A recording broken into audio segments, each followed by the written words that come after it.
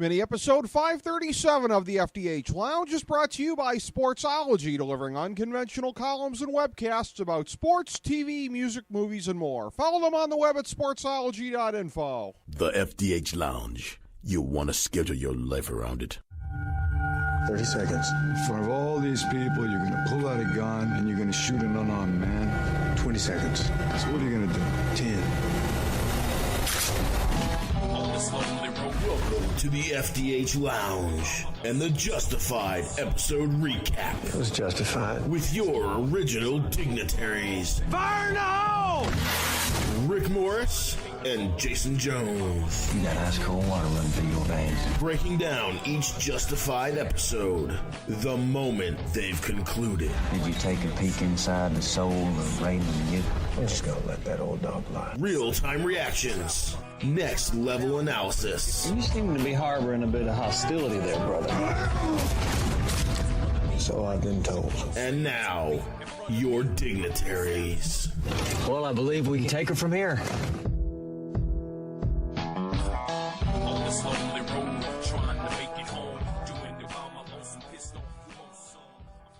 Welcome, everyone, to mini episode number 537 of the FDH Lounge. Rick Morris and Jason Jones, your FDH Lounge dignitaries, breaking down Justified episode 6.9 for you also, and also representing not just another TV site.com. Of course, I am the Justified columnist over there, also covering Better Call Saul, and I have coverage up for Season 3 of House of Cards as well. But if you're looking to get the coverage of Justified, Jason's and my shows have been on there the entire season, as well as my columns for Justified analyzing it. So dual coverage within the 21st Century Media Alliance with the FDH Lounge and not just another TV site.com.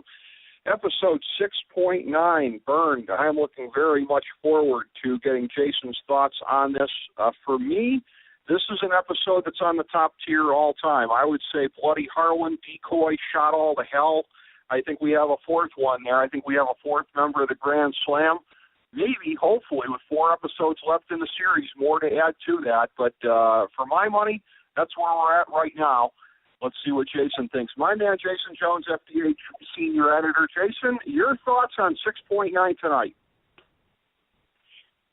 Well, I hate to maybe rain on the parade, but I'm going to want to hear a little extrapolation on this idea, because I thought it was great. Don't get me wrong. It had major moments that you don't tend to see unless it's a premiere or a finale. So in that regard, absolutely. I definitely say it's in that top tier. Whether it's all shot to hell or Decoy, I may need to get some convincing, because it felt like it was just a marginal episode until things started to go bad. And then, then we're in the driver's seat on the highway. So if that's the issue, the high point moments were exceptional, then I'm on board. But in general, I feel like I might have missed something based on your enthusiasm. Not that I disagree. I just want to hear more about it. There was a lot that happened, so much that we're going to struggle to do justice to it in the entirety of the time that we have here. I'm going to start by mentioning something I had said earlier in the season and just kind of breaking kayfabe a little bit, and that is that as I write the weekly Justified columns and not just another TV site.com, again, with everything that's got to be done, with being on deadline, with how this is all squeezed in, I always cheat. I always start the column before the show, because when you're doing it for an episodic show, you're picking up from where it left off last week, what we've seen thus far this season. So I started writing this week's column about the pacing of the show, which almost perfectly anticipated what they were going to do tonight, which, I mean, that's completely by accident. I had no idea what was going to happen, but they accelerated so much into this show, and I almost feel like Season 4, I hadn't really seen any points of comparison until tonight, but I feel like what they did with Decoy, and then it was sort of a slow kind of expanse from there. I don't feel like it really kind of let down at all, but it was the next couple episodes packed a lot of punch as well. and I anticipate that the end of season 6 will sort of be a souped-up version of that. But the same way that people were questioning in season 4, are you going to unveil Drew Thompson's identity early? What's that all about? And then ultimately the chase for Drew Thompson happening with a couple episodes to go. I almost feel like pacing-wise, which, like I said, was on my mind anyways, having written about it, they've taken a page out of the season 4 handbook, and season 4 was my favorite of the show. I have confidence they're going to be able to pull it off here, but there was just so much tonight that happened. I mean, if you're looking for specifics from me, Jason, I think I would go back to, I anticipated that Boyd was going to kind of take over that meeting that Avery had there, the community meeting that he was having, and that was kind of a false alarm because Boyd said a few things, but it was Loretta that did it. But once or twice a season, Boyd tends to do that, go on these stem winders, take over a meeting. So it kind of nodded to history with that. It nodded to history with Loretta becoming a big part of the show here. She became a big part of the end game of season 2, and I think people didn't necessarily see that coming. She proved to be crucial to the resolution of it. They packed a lot in. Any episode where the mole is unveiled in the cold open and it's Wynn Duffy, then, you know, I think that says it all about how much they jam-packed into tonight. And, you know, this is a great example of the dynamic that we have here. I don't disagree, but after hearing that, I do kind of find myself back in that mindset of Decoy specifically, because if we really go back and look at Decoy, it was a very good episode until it got crazy, and then that's what we remember. You know, it's like in sports, if you remember this one play, but forget everything that led up to it. And yeah, as you say that, the whole Wynn Duffy Open and how they got him, and he literally just kind of caved because he's a weasel at the end of the day. And a lot of these, we didn't even talk about Ms. Hale and her purse decoy, if you will. Like the more we talk about it, the more we're gonna uproot a whole bunch of other things that were great on their own, but because of the drama that came from finally seeing what Zachariah's angle was. And I don't know about you, but to me, I thought for a few seconds there, I sincerely was asking myself, are we about to see the end of Boyd Crowder? So the ramp-up moment was so big that maybe in immediate hindsight overshadowed some of the other stuff that you just mentioned. So I absolutely, after hearing that, have no hesitation that it is unquestionably, and I'll say top 5, because I just want to save room for the finale. But sure. No, you know, I'll probably go back and watch it again just because it did feel that good. But I think subconsciously your mind is so in the moment that sometimes some of those things slip through. But as you mentioned, what you just did, yeah, it's got to be up there. And back to the dynamic, this is what I love about this. We pretty much always are on the same page, and I just needed a little refreshing there. Well, again, it's interesting because in a way it challenged my assumptions as well. Because like I said, I started writing this column talking about the pacing of the show this year and about how they do unpredictable things, but with the possible exception of season 5, they pretty much always make it work. And I even have a phrase in there about how they had an 80% chance of getting this season right. If you look at the first 5 seasons, and 80% is a pretty good set of odds. And again, I didn't see this coming tonight. I didn't see this kind of acceleration because we were talking a couple weeks ago about, no mid-season finale. They're not borrowing from season 5, and all things being considered, maybe that's a good thing. Just stay as far away from that as possible. If they're borrowing more from the season 4 handbook, that's a good thing. And, this is a season that definitely, so far, 9 episodes in, I think has a chance to be regarded as the very best one yet. Again, season 4 has been top of the pyramid for me. The one thing that I'm going to question, and once in a while I think you get this with Justified towards the end of a season, it's not a big thing, But where things will kind of come out of nowhere, I don't necessarily like too much. And this is a real nitpick. This is maybe a Nelson nitpicker because it's not a big thing. But the Seabass thing tonight, where you referenced Catherine with the purse, that was a cool moment. Let me get the tennis bracelet out of my purse. Yeah, he should have insisted on going through the purse himself. No question about it. That's what I was thinking. Don't trust her with a purse. But it came out of nowhere. I mean, maybe off camera, maybe you knew, okay, he's stewing over what happened to his boys and he was used by Avery, but he took the payoff. There was no reason to think that Seabass was that unsatisfied with the way that it all went down. And then he ends up busting in on them in the hotel room trying to jack them. Didn't end well for him, as it generally doesn't for people who mess with Catherine. But what did you think about that? Did you find it a little bit jarring, as I did, on how suddenly that whole subplot moved ahead? Well, I'll say that it's sudden, and no, I wasn't ready for it.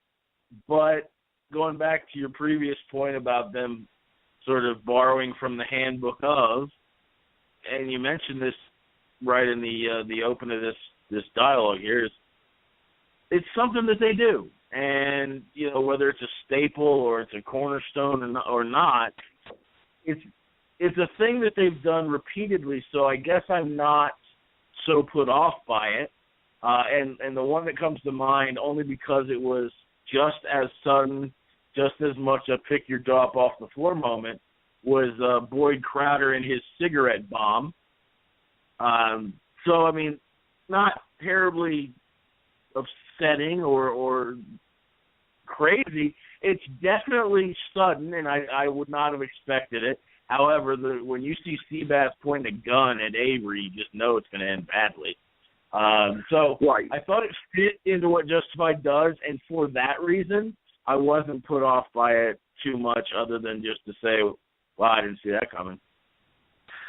Well, and I wondered also coming out of last week, it felt like there had been a disproportionate amount of time spent this season having the whole notion of who was the mole back in the day, who ratted out and got Catherine's husband killed. They'd been spending increasingly more time on that. And there were a number of things I thought tonight where you kind of understood, okay, that's where they're going with that. And I think this is why this is going to be regarded as a pivotal moment. And this episode may be eclipsed. I think we both hope that it is in the last 4 weeks, and that this doesn't stand as the high point of the season, because when it's the final season, it really shouldn't work that way. You should have something very, very big and very memorable at the end. And as great as this is, hopefully it's just a jumping off point for even better things. But I kind of felt like the way that it resolved itself with Wynn getting unmasked there, and then, again, being under the thumb of the marshals and having to do their bidding. The one thing I didn't necessarily understand on the first watch of it was when Wynn came into Boyd's bar and indicated that the robbery's got to go down today, they're going to be moving the money later on. Funny how that turned out to be true after all was said and done. It seemed like Boyd smelled something about Raylan's involvement with Wynn at that point there, and I was a little bit unclear as to how he could have guessed something like that so quickly. And yet he moved ahead with Boyd's advice and even took Boyd down in the mines with him. So that part of it there, what Boyd had said initially to Ava after Wynn left, that left me kind of scratching my head. Yeah, that might have been a little bit of a reach. And I love there's a quote that I stumbled upon years ago, and I'm going to butcher it, but something along the lines of screenwriting is the art of giving the audience only as much as they need in order to figure the rest out on their own, which is an interesting idea. The problem is sometimes maybe there isn't enough information given, or the dots are not connected properly, and maybe that's all that is. Maybe there was one more piece that they needed to connect that dot, but it's not terribly crazy to think that maybe make the assumption that Boyd is paranoid enough that the slight change in a person's approach or the way they say whatever it is going to tip him off to thinking that Raylan's got to be involved somehow. But although I noticed it, I didn't spend much time worrying about, did I miss something, or is this a stretch? Is it unrealistic? It kind of fits into this idea that I believe that Boyd and Raylan, to this point, have been going back and forth so much that he's got to be looking for Raylan around every corner at this point. And maybe that's just a poor assumption on my part. You raise an excellent point. I think you actually came as close to answering my question as probably anybody could.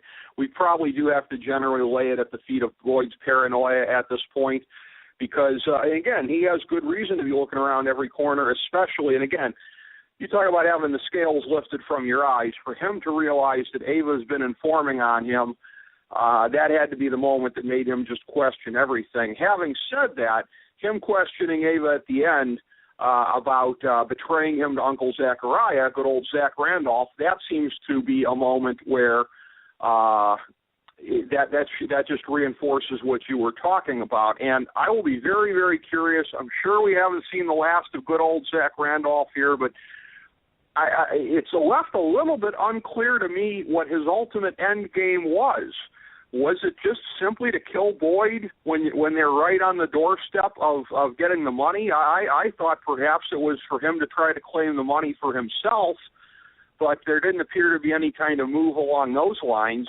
He ended up skedaddling. They didn't end up knowing where he went to. So how do you think that's going to resolve itself? Because there are no loose ends on this show. Everything does get accounted for eventually. Yeah, it might be the most intriguing storyline that might not be remembered by a casual first viewing. But without question, the betrayal moment and seeing Boyd, ankle handcuffed with nowhere to run, with a whole bunch of money about to come barreling down on top of him, was epic. But Zachariah's motivations are not clear in the least. Now, my first thought is, has he been harboring such plots of revenge for so long that is all was to it? That his sole motivation was to just get the Crowders back for what what's his face did to Ava, causing her to shoot him. Right. Bowman. Yeah, Bowman. Yeah, Bowman. So for me, it seems like on the surface, it's purely revenge. But I'd really like to think that it's a much deeper scenario that we're going to see play out in the next couple episodes. Yeah, that's definitely got to be accounted for. And if I was to sit here and be cynical, which I'm not inclined to do on a night like this, having been as overwhelmed by everything as I have been, if I was to be cynical, I would say the Uncle Zach thing, which I didn't understand coming in. Again, there were a couple things I didn't understand why they had larded on top of the story coming into this point.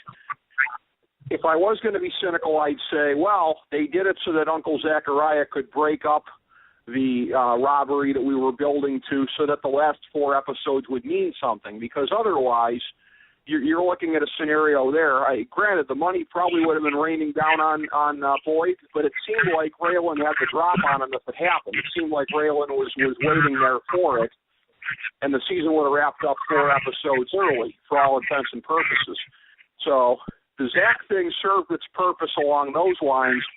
In terms of storyline going forward, you have to figure that it's going to play out. He's probably going to make another move at Boyd or Boyd at him, and surely that's not going to do much for the trust between Ava and Boyd.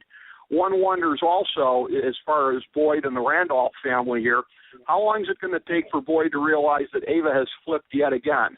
She came clean to Raylan, and she now is, I don't know if you call this a triple agent or whatever it is in the espionage world, but she's now back at the point of informing on Boyd, and perhaps even more effectively than ever at this point, because Boyd thinks she's on his side.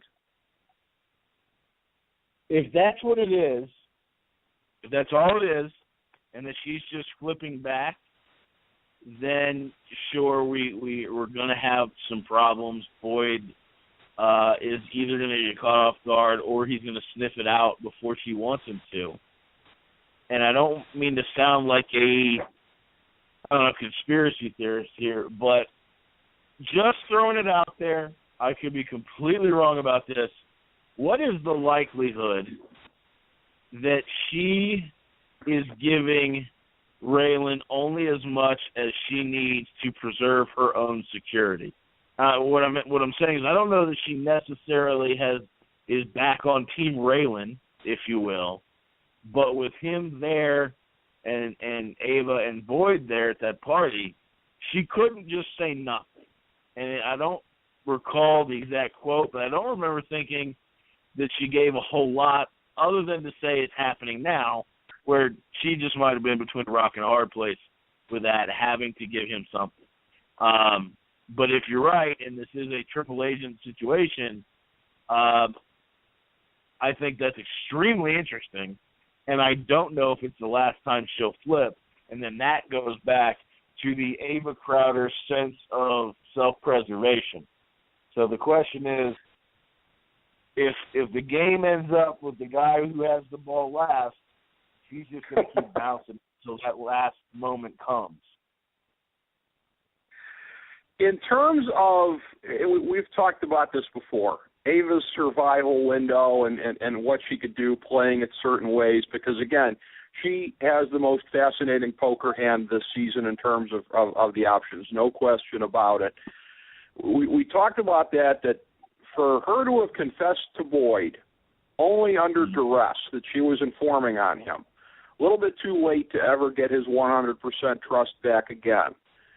I have to believe as well, even if she goes to him preemptively this time and says Raylan sniffed it out, Boyd's going to know that she gave Raylan something. And even though that something turned out to be useless, because, good old Zach Randolph is the one who sabotaged Boyd, not Raylan.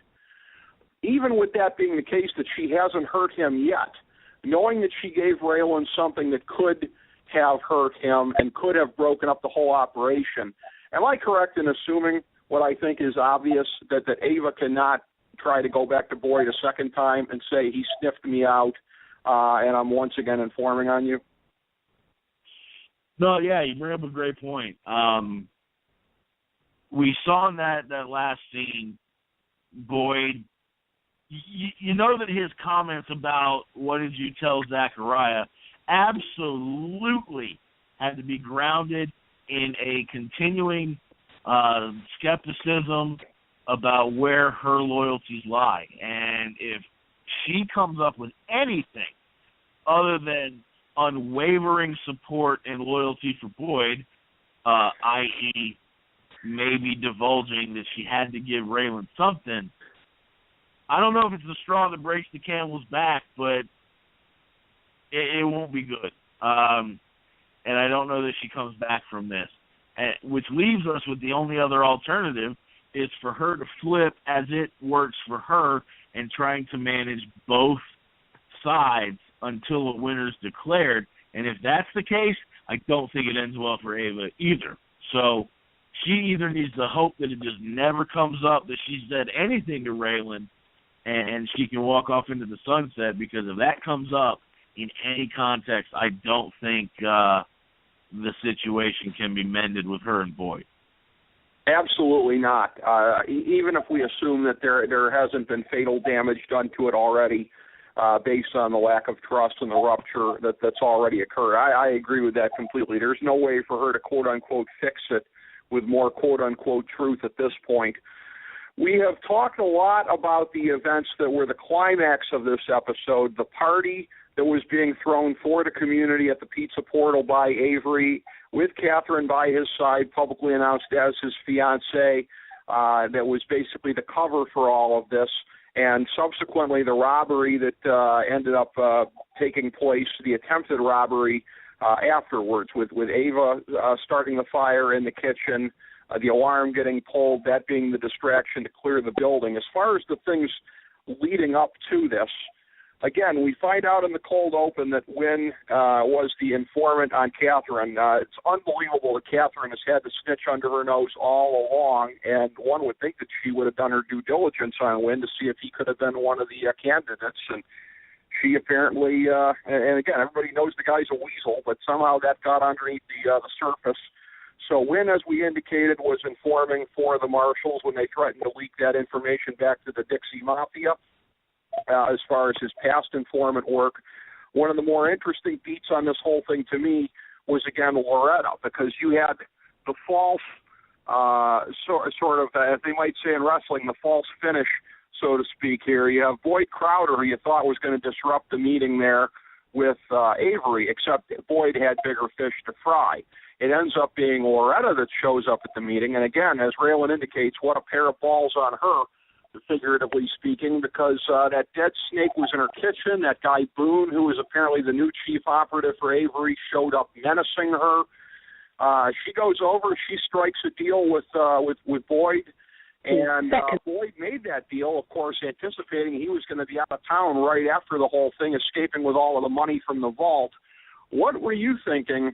Because to me, that was one of the most unexpected moments I've seen in a long time, when Loretta shows up before the meeting at Boyd's place to make that deal with Boyd, somebody as close to Raylan as she's been for so long, to have it end up this way and throwing in her lot. I never saw her as being somebody that committed to criminality. I think they've always kind of played her as someone kind of mischievous and whatever, but that showed a commitment to criminality, I think, greater than maybe everything we've seen put together from her so far. Well, I think we could do a whole show on what we saw from Loretta today and how that trickles on back to her origin in this series. My first inclination is to say that maybe there's just some sort of allegiance to the Bennett family that we're underselling, because the whole selling pot thing has been a thing for her the entire time. And now that there's a potential it can be legalized, maybe now in her young adult mind she sees the rational way to do this. By no means was it anything other than ground-shaking surprise on my part. But I was just simply intrigued. And we know that the whole series was not written at once, which I really wanted to believe that it was. The fact that these guys are rewriting each new season as they went and thought, hey, let's bring back Loretta and throw this wrinkle in there, I think was a stroke of genius, because aside from the huge epic moment of maybe losing Boyd when we weren't at the series finale, the Loretta thing was huge. And I texted you while it was happening. I was so confused. I didn't know what was going on at the house. And then when she shows up at the bar, I thought, here we go. Loretta just became a major player in the way this thing is going to end, which to me, again, is an absolute stroke of genius. They pulled that trick out of their hat. There's another thing I want to throw out there about her and Raylan that just occurred to me tonight, because there's been this ongoing chatter from people who follow the show over a period of time that, and again, we're building to this in the end, that if Raylan gets away from all of this safely in the end, to have the family life down in Florida with Winona and the baby.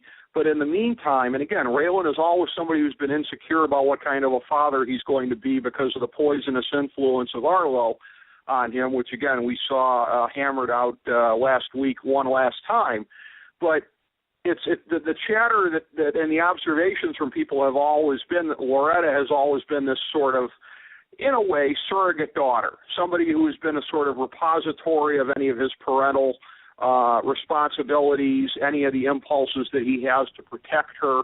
We've always seen that. I see another commonality between them under the heading of how Avery looks at both of them, because Avery, having been introduced as part of the big backstory of Harlan, and you and I have talked about this from time to time, that it sure would be great to get a prequel with Avery and Mags Bennett and all of them. We never saw all of them on canvas. We never saw them with Bo Crowder. Either one of them we never saw with Bo Crowder. But Avery is sort of the living embodiment of the backstory of Harlan, because he was the biggest, baddest cock of the walk back in the day.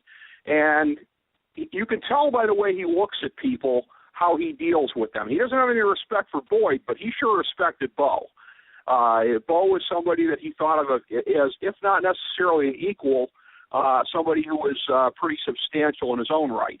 He really big-timed Raylan about, your daddy might have been a criminal down here, but he was not at the level that I would have known who the hell he was.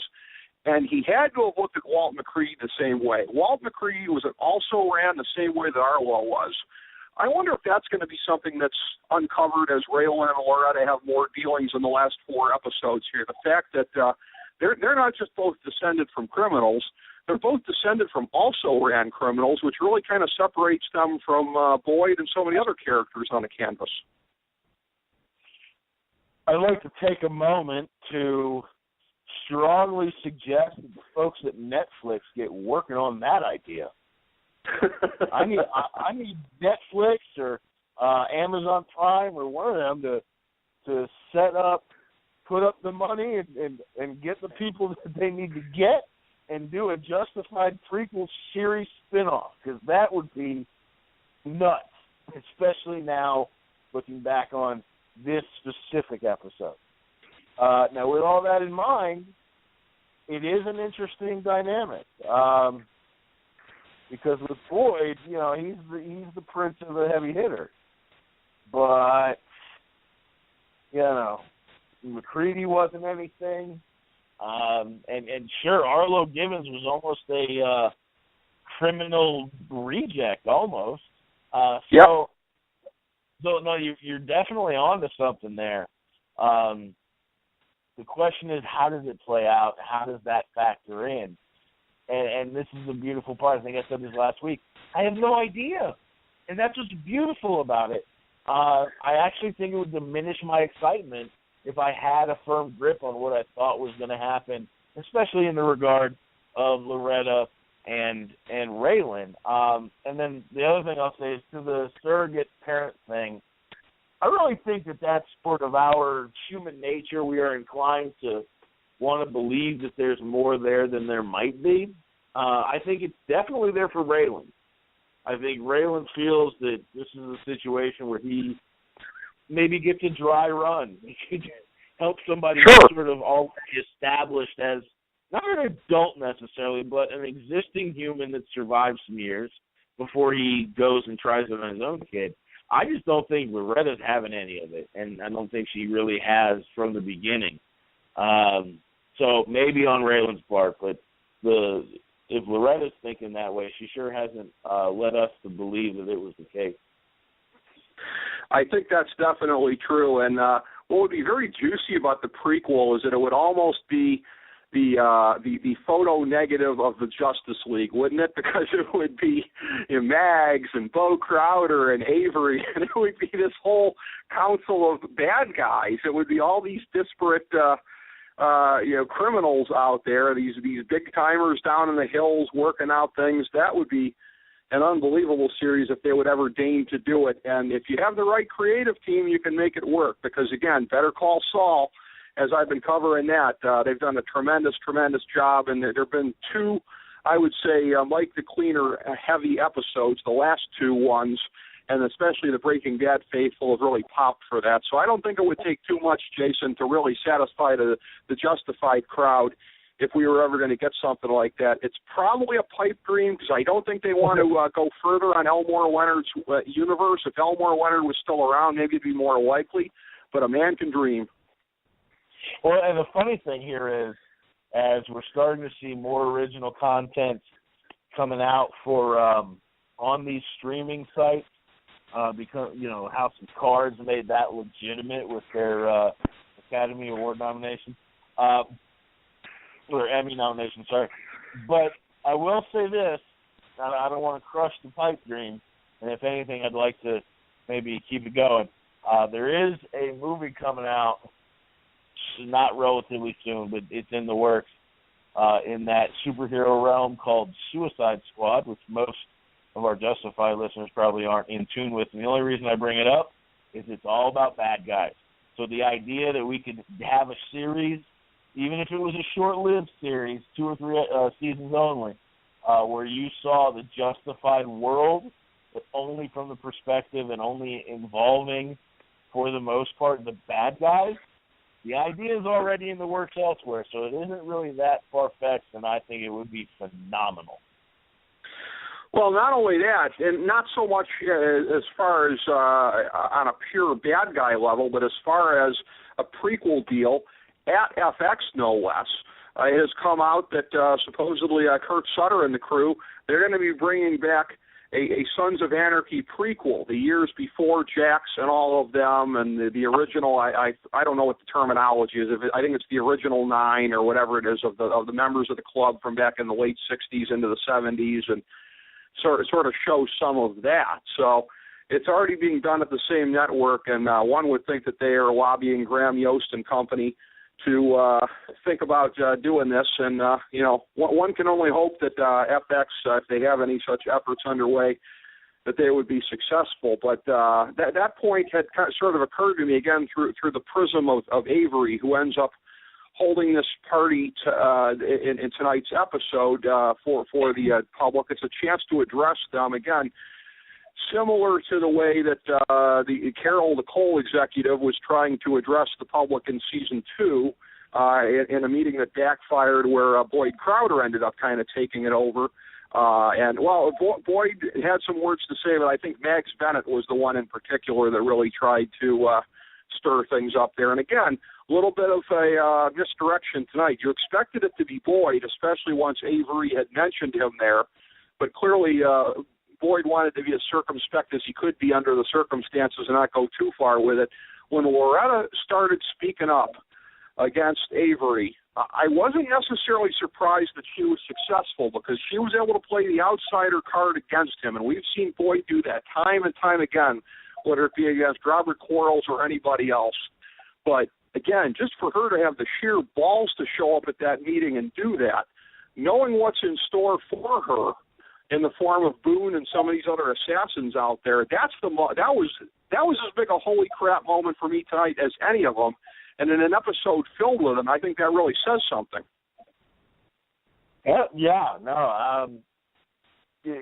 It's hard to sort of recalibrate it and express exactly what was going on, but right as Boyd was beginning to sort of ramp up, and I forget what season it was, you have to help me out with it, but there was a meeting with a woman there that was going to try to do something with the mines, and Boyd came in, and he was his typical self. He had his preacher voice on, and it was vintage Boyd Crowder, and that's really where I thought this was going. But in an artistic change of direction, before he could get any momentum, Loretta jumps right in, and I got to say, I think that was probably the grandest Loretta moment we've seen to date, and I'm pretty sure we'll be saying that again before this is all over with. But it was a great moment, it was a great scene, and it was absolutely a surprise. I don't know how better to say it. It just, you're watching it, you just let it happen, but that half a heartbeat before she starts, you probably had no idea that she was going to go there. And definitely not try to twist the town against Avery. Well, the funny thing is, I wasn't looking at the screen when it first happened, and I started hearing a female's voice, and some of those twangs on there are a tad similar. My first thought is, why is Ava, of all people, popping up? And then I look up and I see that it's Loretta, that I got the voice wrong. And yeah, I guess that just shows my level of disbelief that Loretta would have pulled such a thing. But it was truly remarkable in an episode filled with remarkable moments. And the great thing about Justified, this is my last point, is that even on a night like tonight with all the dramatic developments, and I had texted you and said, if this mine thing comes to a head tonight, this makes my all-time list. Because I could feel it as I was watching it. Just having everybody in that room for that event there, with the robbery about to take place right underneath their feet, knowing that the season's been building to this. Just having the tension to me was unbearable in a way that it was like when I was watching Breaking Bad, and that's one of the highest compliments I could possibly pay. But even on a night like tonight, there's always some things that make you laugh with the dialogue. And you even texted me about that towards the end there when Rachel's talking to Raylan and, hey, how come we weren't able to get Boyd out of this, whatever. And Raylan makes the point to her about we might not be in, doing the icky shuffle, but we're definitely in the red zone. And she goes, what's the icky shuffle? Now, if she hasn't seen the commercials with that has-been that have been on recently, one would think she would know who he is from that, if not from back in the day. I love that we can extrapolate that that Rachel's sitting at home one day watching Icky Woods get real excited about his number coming up at the deli counter. But yeah, no, you're always going to get those moments, and that's the great thing. And we can point out episodes that aren't on the great list, on the all-time great list. There's still those moments. This had those moments, and then it also had the epic moments. So yeah, top 5, and I can be convinced it could be higher than that. Well, and that's the thing, too. We do this in a hermetically sealed bubble because unlike anybody else that's out there, and I don't say this to take shots at anybody, but I don't think that any of the other podcasts or reaction shows out there are literally right on the heels of as it's going off the air. I think we're probably about the only ones that do that. So it's like we're in a hermetically sealed chamber. I have no idea what the rest of the world is saying right now. I remember saying last year when we watched episode 5.5, Shot All to Hell, that I was going to be very curious to see if we were, along with the consensus out there, that was one of the best episodes ever. And it turns out we were. I think we're going to be part of the consensus this time, and 6.9, Burned, is one of the best ever. But again, these are the kind of shows in particular that I love breaking down with you, Jason, because anytime we have a chance to sort of go uber fanboy and talk about and point out all the great things that they did, to me, that's a lot more fun than having to kind of scratch our heads as we did from time to time last year and kind of wait for things to pick up. But I haven't been disappointed by any of Season 6. Great breaking it down with you tonight, my friend, and one can only hope that somehow they find a way to make the last 4 episodes epic as well. And I'm sure they will, as we have faith in the system. Absolutely. And episodes like the one tonight are why we do. Thank you very much, Jason, for breaking this down with me. Thank you all, everybody, for tuning in to FDH Lounge mini episode number 537. As we bring the show to a close, we would like to extend our deepest gratitude to NBC, CBS, ABC, Fox, all Clear Channel affiliates, TNT, TBS, USA, UPN, Deadspin.com, YouTube.com, YTMND.com, MySpace.com, various blogs, Fox News, CNN, CNBC, MSNBC, IamBoard.com, Billboard.com, Google.com, ESPN, ESPN2, ESPN News, ESPN Classic, NBA TV, NFL Network, Sports Time Ohio, Athlon Magazine, Comedy Central, Cartoon Network, The Boomerang Channel, QVC, BET, The Spice Channel, Steno Notebooks, Manwich, Papermate Office Supplies, waitresses, strippers, bartenders, garbage men, janitors, microwave popcorn, the writers of The Office, Scrubs, Entourage, My Name is Earl, Oz, Metalocalypse and the Boondocks, Aquafina, and the Periodic Table of Elements.